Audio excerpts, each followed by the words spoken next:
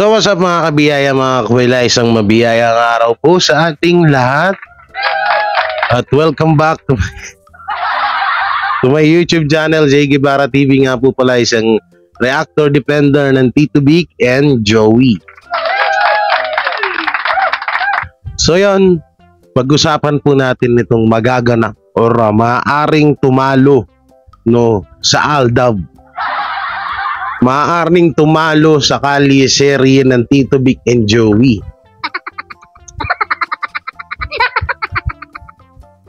Akala ko ikaw ay aking, totoo sa aking paningin. Ngunit nang ikaw ay yakapin, naglalaho sa dilim. Oo, tinalo pa po. Mukhang may pangtapat na sa wakas. So, mukhang may tatapat na po sa Aldab. Oo, may tatapat na sa Aldab. At ayan ang pag-uusapan natin ngayon. So, may dumating kasi na balita sa akin mapatungkol dito. Na, Jay, sabi niya, mukhang masasaktan ka sa kaganapan na to. Dahil mukhang may nanalo na. At mukhang hindi ikaw ang napili. Sabi ko, saan ba? Ano ba yan? Basta, panoorin mo na lang. At syempre, bago natin ito simulan, don't forget to like, share, comment, and subscribe sa ating YouTube channel. At pakipindot na lang din po yung bell button para lagi tayong updated sa ating mga video araw-araw. At mega love shoutout dyan sa mga ating mga supporters on and off camera na sila Mami Teresa Arong, Mami Rena Baher, Mami Flor, Maria Flor, tama ba?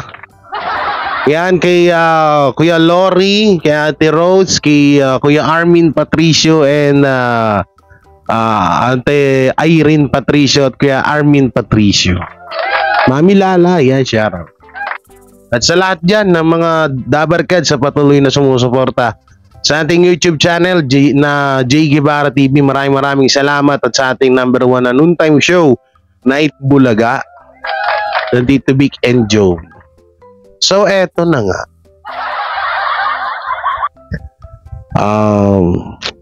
Medyo kinabahan po ako nito nung nalaman ko tong balitang to. Sabi ko, hindi ata pwede yung ganun sa akin. Hindi ata po pwede yung ganun sa akin na ako ay parang gagaguhin or wawalang yain lamang ng ganito. Ng ganito kasimple. I never losing my feet. You know?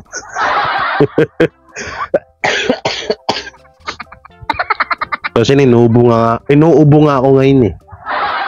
Pero sa mga Dabarkads nga na nangungulit sa akin na, Sir Jay, Bro Jay, Kuya Jay, ganyan, pinagpalit ka na.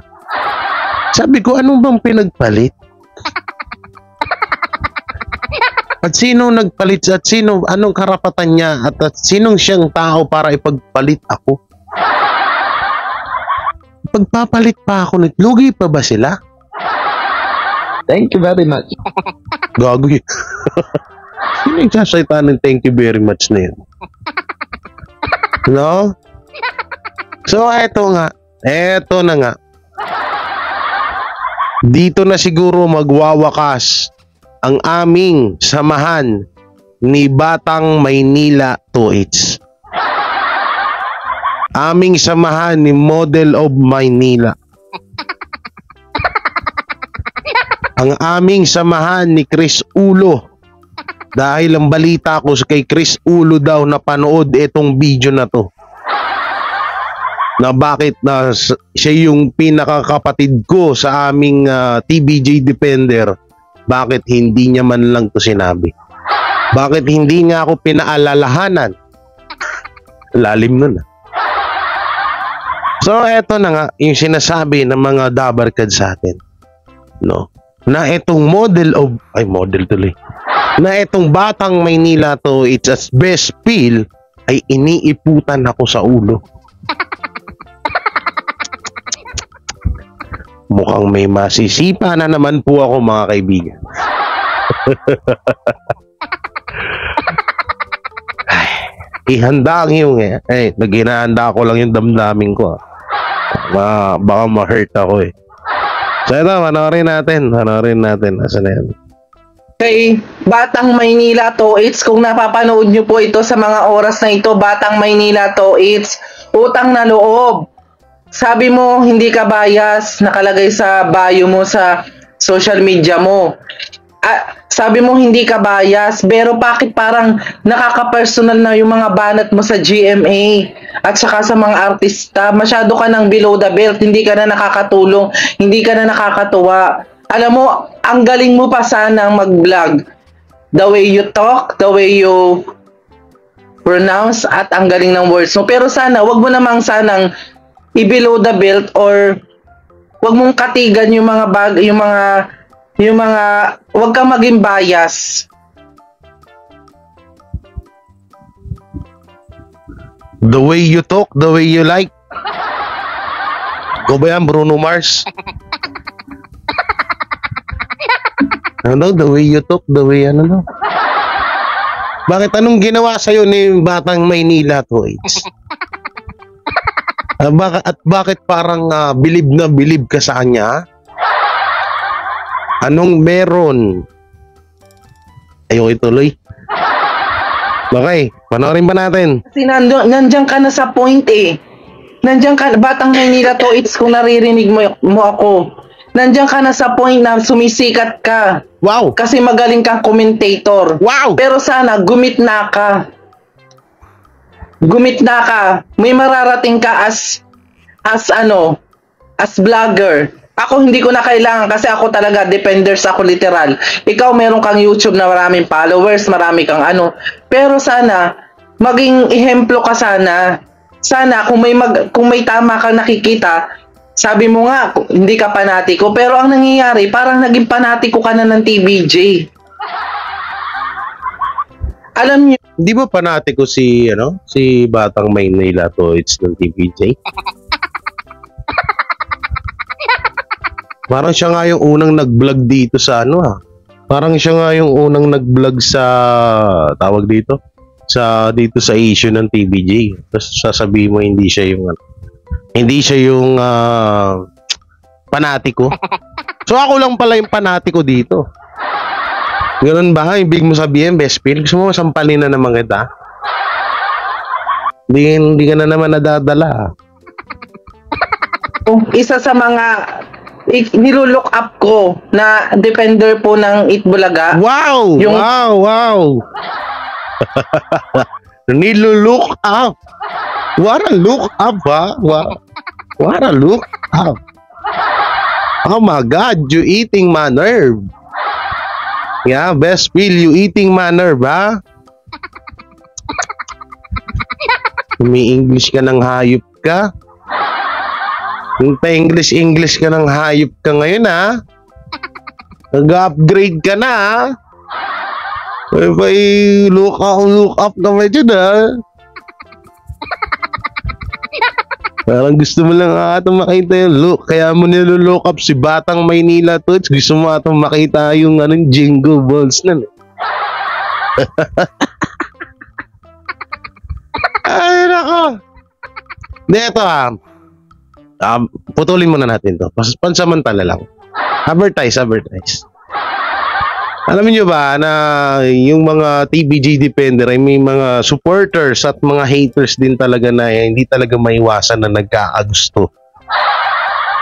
Diba dati nabalitaan natin yung kay Chris Ulo, di ba? Oo. Diba wala kay Jake Magnus. O nga pala, tanong ko lang, best, paano si Jake Magnus? Nag-aantay-antay pa naman din sa iyo yun. Paano na lang? Ay nako, grabe karisma niya, no? Grabe yung karisma ni Batang Maynila to. It's palakpakan. Kung kailan nagkaedad, doon pa nagkaasim.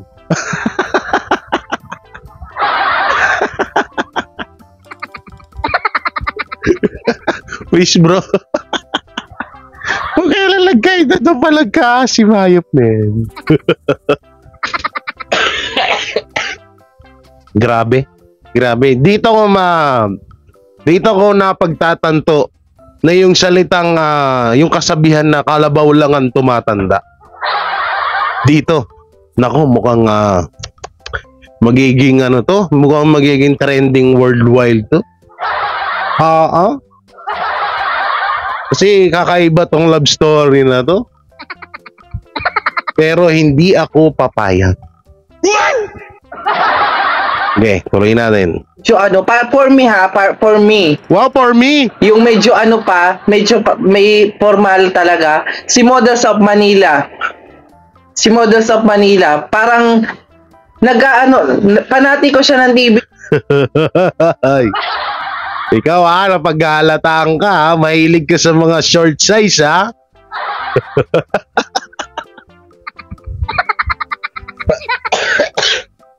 Mahilig ka sa mga medyo makunat-kunat Ay, lako. Ano daw, medyo formal. Hindi, okay naman talaga si model at si Batang Maynila to. Okay naman talaga mga mag-reaction yung mga yan. Ako kasi dito barubalan ako. Suntukan na nga lang minsan kung gusto kong Lobo na naman ako. Ano na naman, sobrang lamig kasi dito ngayon. Grabe, 50 degrees ngayon dito sa Canada. Kaya ito, back to na naman tayo, back to sakit na naman. Hindi na tayo nawalan ng sakit. Grabe talaga lamig dito. Comment nyo dyan, yung mga tiga Canada dyan. Tignan nyo, ilang degrees. 40 degrees ata dito. Okay, tuloy natin. Pero hindi niya wini-wish na mawala ang tahanang pinakamasaya kasi I know may friend din po siya na vlogger depender po ng Tape Incorporated. Si Channel Reds, alam ko magkakilala. Wait lang, wala naman nag-wish na na mawala yung tahanang pinakamasaya. Sino ba? Kahit sino naman sa TBJ Depender, wala naman. Wala naman. Kasi kung sa tutusin, maganda nga yung nakakatulong sila. Pero magbayad mo na sila ng mga utang. Yun lang yung doon, yun yung pinopoint doon. Magbayad sila ng utang. Wala naman nagsasabi na, oy, tanang pinakamasaya, magsarado na kayo. Pero kung gusto naman nila, di bakit hindi? Diba? Ba't hindi? Gusto nila yun ang amin lang kahit yung GMA wag na nilang bayaran yung hayop na issue na yan, 800 na yan, 800 million ba yun? Doon kahit tawag dito, kahit wag na nilang bayaran basta yung APT na lang. Ayun, nalaman ko kasi sa panaginip ko 3 years ata hindi nababayaran yung APT studio. Eto, play natin. Yung medyo for me. Yung medyo may formal talaga. Si Models of Manila. Parang panati ko siya ng DBJ pero hindi niya wini-wish na mawala ang tahanang pinakamasaya kasi I know may friend din po siya na vlogger depender po ng Tape Incorporated. Si Channel Reds, alam ko magkakilala sila. Kaya sana magkakilala talaga sila noon Ay nako, ayoko lang sabihin Magkakilala talaga yung dalawa na yan. Magbeshi talaga. Mark, face mark Uy, bati na kami ni Model kaya ayoko lang pag-usapan yun. Hindi niya kasi alam din sana si Models, si Batang Maynila to, sana maging ehemplo ka. Instead na i-bash mo mga ganyan, yung mga caption mo, ganito, ganyan. sana pumagitna ka na lang sa dalawa kasi kung papagitna ka, magkakaroon ka ng bonggang followers kasi hindi ka nag-i-stick sa isa eh. Pwede ka naman maging vlogger na hindi ka magiging bias. Eh kung ganun pala yung hinihiling mo, model pala. Best Phil. Eh dapat hindi naging TBJ Defender si Batang Maynila to. It's eh kasi gusto mo maging gitna eh. In English, neutral. Gusto niya maging neutral yung magiging topic ni Batang Maynila to. It's gusto niyang maging tawag dito, wala siyang kakampihan. Eh hindi siya matatawag na TBJ Defender noon kapag gano'n ng style ng vlog niya ha. Bes ha.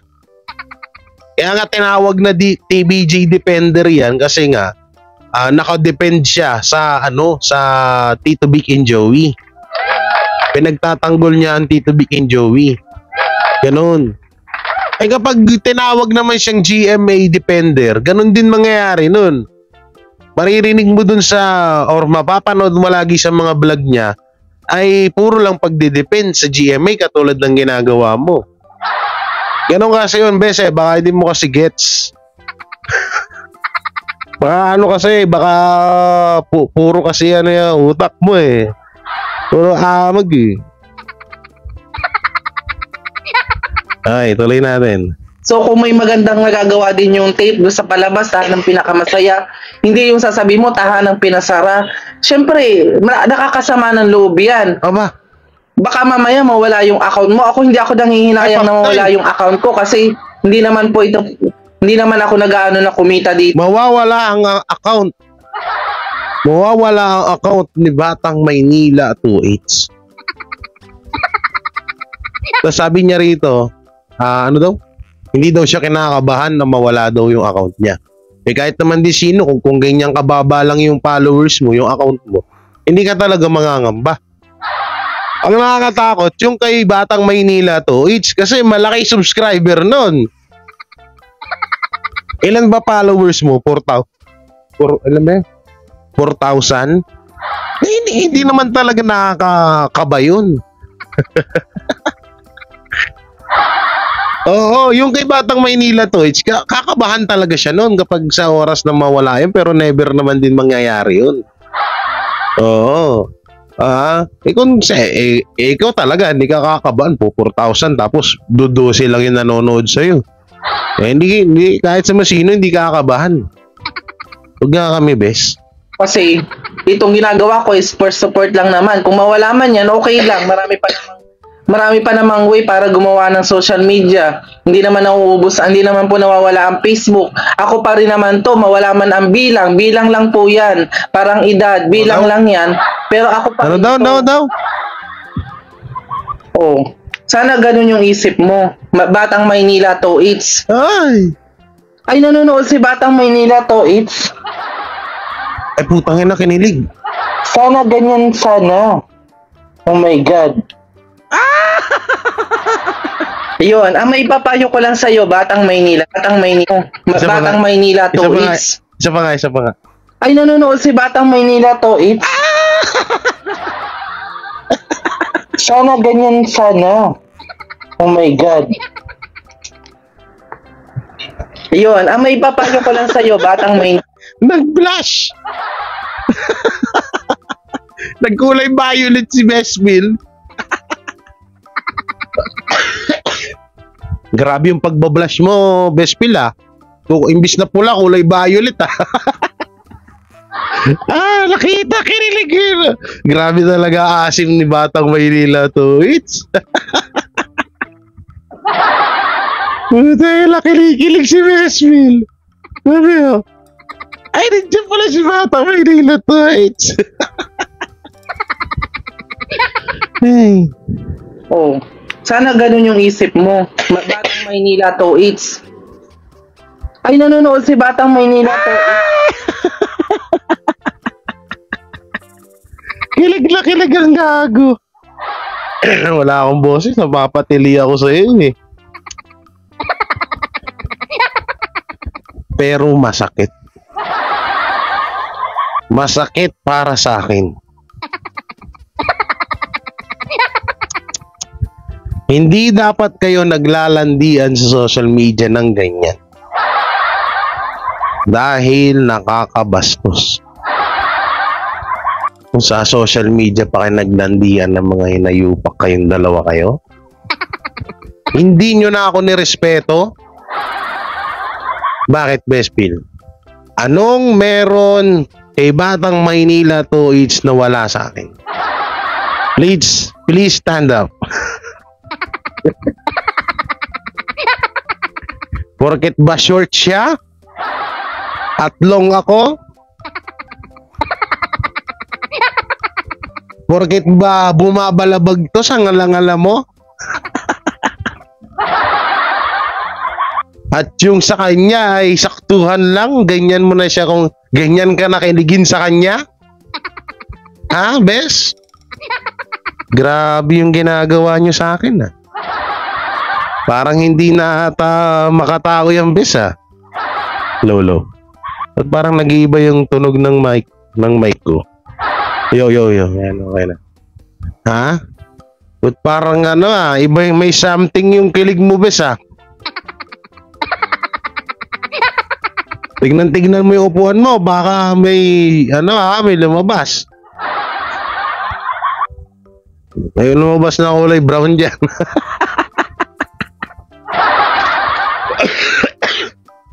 First time ko makakita na isang lalaki na kinilig sa isang lalaki. Palakpakan. Grabe, ha. Grabe yung ginagawa nyo sa akin, Batang Maynila to. Mukhang dito, Batang Maynila to, magkakatalo-talo na tayo talaga. Mukhang dito pala matatapos na yung pagiging magkaibigan natin. Sa tinagal-tagal kong nagpapapansin kay Bespil, ikaw ang unang niyang pinapansin. Kinilig pa siya sa'yo. Ito mo, nag-blush, nagkulay violet ang gago. Tingnan mo yung tuwa niyang hayop na yan, tingnan mo yung kilig niyan, bata. Tuta na parang bumalik si Batang Maynila sa sa age 21 eh. Ay, naku po. Pero hindi, tandaan nyo to, Batang Maynila to. Hindi magtatagumpay ang pagmamahalan nyo ni Bespil. Dahil ngayon pa lang, tandaan mo, hindi kita tatanta.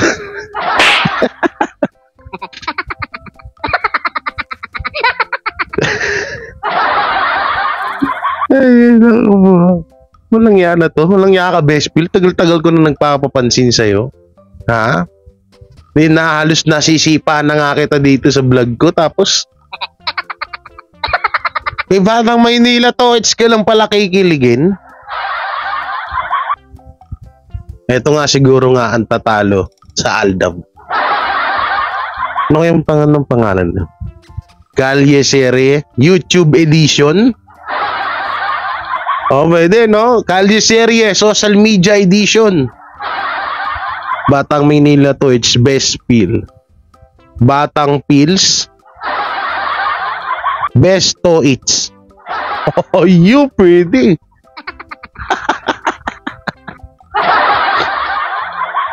Ay, nako.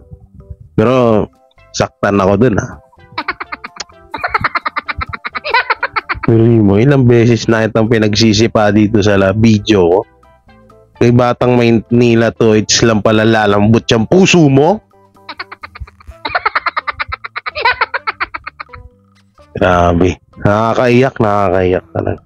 Parang gusto ko nang tapusin tong vlog.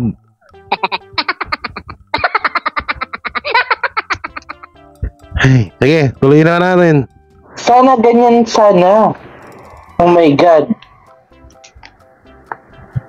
Yun, may papayo ko lang sa'yo, Batang Maynila to, it's sana pumagitna ka, nasa point ka na Nag-flash ang bakla. hahangaan ka kasi magaling kang commentator, magaling kang magsalita. Pero instead sana, i-bash mo yung tahanang pinakamasaya. Wag na lang sana kasi nakakatulong naman. Pwede ka naman pumagit na yung issue, di ba? Ganito. Kung totoo yan, i-research mo muna. Tsaka wag mong ipopost na sana magsasara na, ganito hanggang December na lang, ganyan. Wag ganoon kasi kung magsasalita, kung magpo-post ka ng may ano ka rin, para kang sila yung Her TV, ganun. Gamitin mo yung ginagawa niyo sa akin. Yan ang mga kabastusan yung yan. Ha? Hindi po pwede yan. Tandaan nyo yan. Tantado itong mga to. Diyan pa kayo sa social media nagharutan. Ngayon di punggol kayo. Itsura mo, mukha ka ng titi, oh. Hey! Hey! May aabangan tayo sa ano, mukhang alam nyo, sa totoo lang, ha? Mukhang eto na ang pag-asa ng tahanang pinakamasaya na magkaroon sila ng talagang patok na programa. Oo, mukhang eto na yung panahon. Parang eto na yung oras na magkaroon sila ng ganyan. Kaso paano? Ibig sabihin, si Batang Maynila 2H, kukunin na nila. Kukunin na ng TPNC. Oo, kasi, syempre, doon to si Bespil eh. O, syempre, mag-a-adjust ang lalakbo eh. Mag-a-adjust ang lalaki. Oo. Di lilipat na si Batang Maynila 2H. So, kakalabanin na namin si Batang Maynila 2H. Eh parang tinalo pa nito yung kay ano eh. Kay Paolo Contis at kay Ara Agustin eh. Ano? Grabe yung ano, tingnan yung kilig oh. Oh, labas yung itlog eh. Saan na ba yan? Dito. Yan. Siyempre, nakakasama ng loob yan.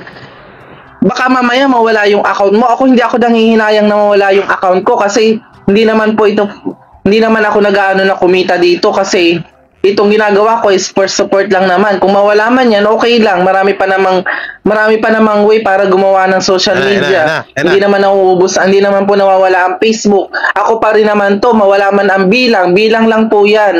Parang edad, bilang lang yan. Pero ako pa rin to. Wala ba edad ng tao? Oh. Sana ganun yung isip mo. Batang Maynila 2H. Yan na. Ay, nanonood si Batang Maynila 2H. Ayaw mela. Kinilig. Tangin yan. Ay, si Batang Maynila 2H lang pala magpapalambot ng bayag mo eh. Kinilig eh, no? Ay, sakit mo sa tiyan, Bespil. Eh, kahit paano yung mga defender sa kabila, pinapatawa tayo. Yan ang gusto namin sa inyo.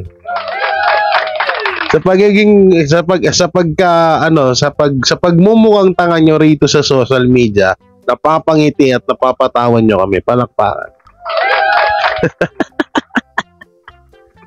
Ang kulit yun, isa pa. Parang gusto ko yung kilig niya. Account ko kasi hindi naman ako nag-aano na kumita dito kasi itong ginagawa ko is for support lang naman. Kung mawala man yan, okay lang. Marami pa namang way para gumawa ng social media. Hindi naman nauubos, hindi naman po nawawala ang Facebook. Ako pa rin naman to, mawala man ang bilang. Bilang lang po yan. Parang edad, bilang lang yan. Pero ako pa rin to. Yan. Oh. Sana ganun yung isip mo. Batang Maynila 2H. Yan.